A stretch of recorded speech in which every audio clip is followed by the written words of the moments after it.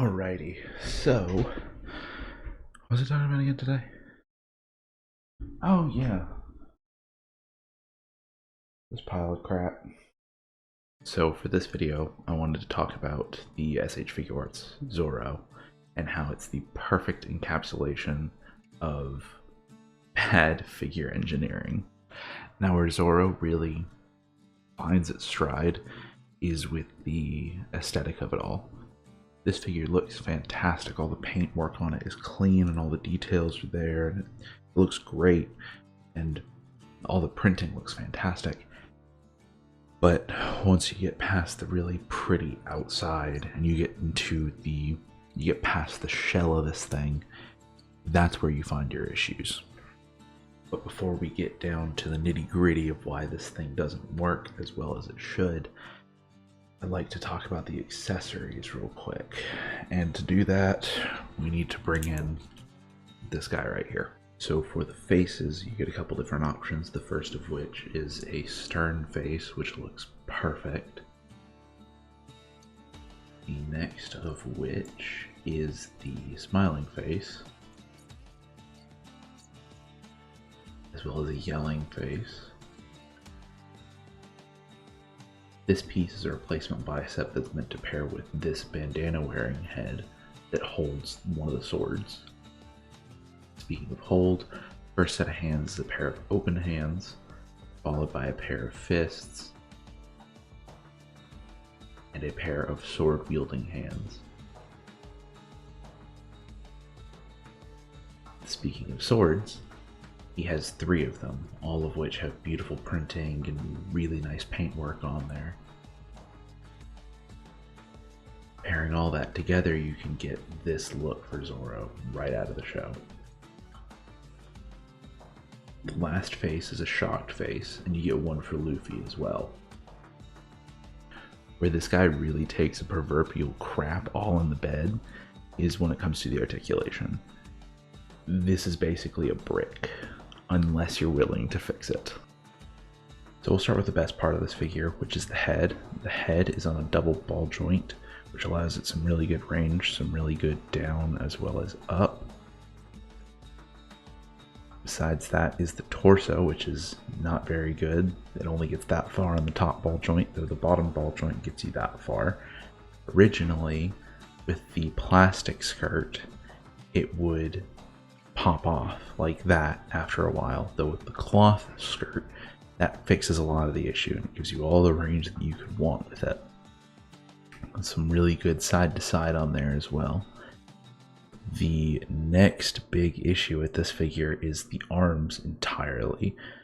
It gets some good all the way around, though the butterfly joint is non-existent with this figure. It only goes up and down. You have no forward and back whatsoever. So where the point in that is gone. Trying to get the arms out is another hassle entirely. You can only get it that far out before stressing it, and usually it results in the arm popping off. And that's where the true engineering problems come in. The way they design the arms is a complete mess. There's a secondary ball joint within the bicep itself that makes the hinge move back and forth. You can't just glue the ball joint in place or else you lose some of that movement. So the engineering here is a complete and utter mess. There's no point to that. If they had just made a regular butterfly, they wouldn't have to put a ball joint in there. I believe that's why they did the ball joint, was to make up for the butterfly. Now there's a good bicep swivel and a double jointed arm that only gets you a little past 90, which is suboptimal. Wrists are perfectly fine. They're bog standard for SH Figuarts. Double swivel and a hinge. Taking off the skirt to talk about the legs in their entirety. Originally, at the front, there was a triangle like at the back of this figure, though I shaved mine down and cut mine off so I could get better leg movement. Once you cut it, you can get full range with the legs, full forward and back splits. Originally, you could barely get that. There's a thigh swivel in there. The legs go a little over 90. Here's the next weird engineering thing. This boot cut is completely unnecessary and looks ridiculous, but still it sits here for some reason. The next big issue is the hinge at the foot.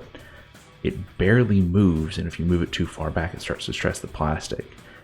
The ankle swivel, or the pivot, is a complete mess as well. It goes into the boot, which no reason to do that. Toe hinge is fine.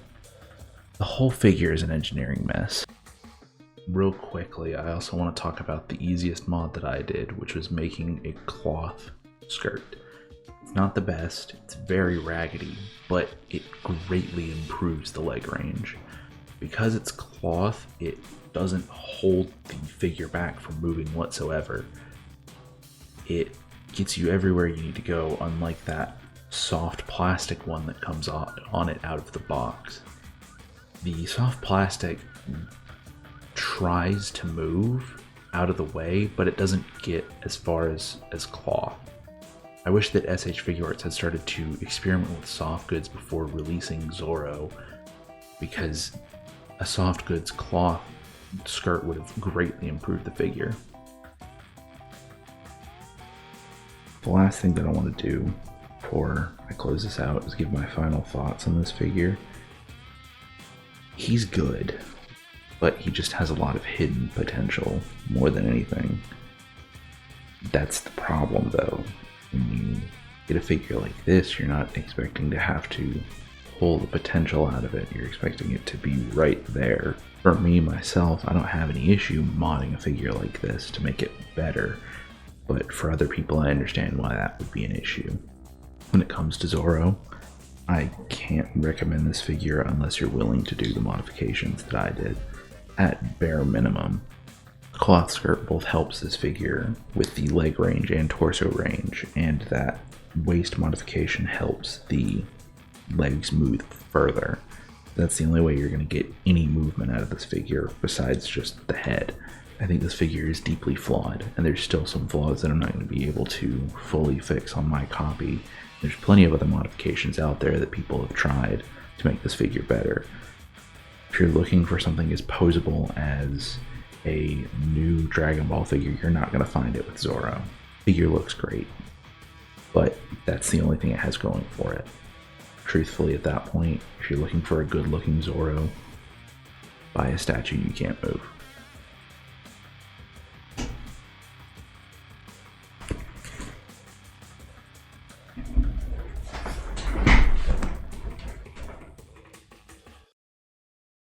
If you've made it this far in the video, thank you for watching.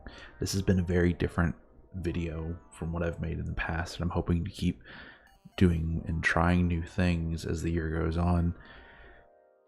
I want to try and also have a more consistent upload schedule this year, because I had a very inconsistent one last year and missed a full month, if I remember correctly, of just videos that I could have done. So I'm hoping this year I can have more videos out. I really enjoyed making this video, and I need to start working on scripts again. But expect a lot more like this in the future. I'm hoping to have another video out next week sometime, so keep an eye out for that. And if you aren't subscribed to the channel, then please subscribe if you enjoyed what you saw. So I will see you guys later, hopefully.